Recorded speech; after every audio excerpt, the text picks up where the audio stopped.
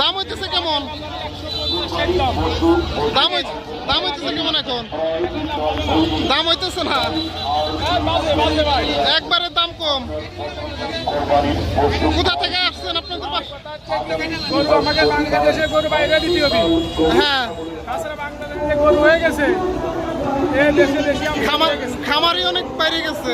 অনেক খামারি ম্যাক্সিমাম শতকরা 60% মানুষের বাড়ি গরু পুষতেছে। তারপরে তো মনে করেন যে যদি বাংলাদেশি গরু, বাংলাদেশের চাহিদা আছে, যদি ইন্ডিয়ান গরু না ঢুকে তাহলে হলো ভালো হতো। ক্ষতি হচ্ছে আমাদের দেশের কৃষকদের।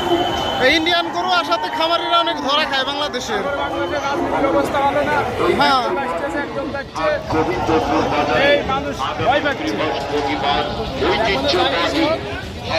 এরপরে আমাদের দেশের যে গরু হচ্ছে 1-2-3 মাসের ভিতরে গরু হয়ে যাচ্ছে, এই গরুগুলো যাতে বাইরে রপ্তানি করতে পারে সরকার এই ব্যবস্থা নিতে হবে। হ্যাঁ, আমাদের মতো সাধারণ খামারি কৃষক বাঁচবে না।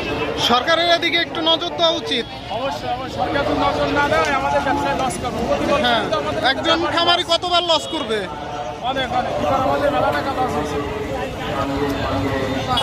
ধন্যবাদ ভাই। বেশি আপনাদের মতো মিডিয়ার ভাইদের কাছে আমরা একই দাওয়াত দিতে চাই, যাদের গোশ বাইরের সরকার যাতে রপ্তানি করতে পারে, এই আহ্বান আমাদের।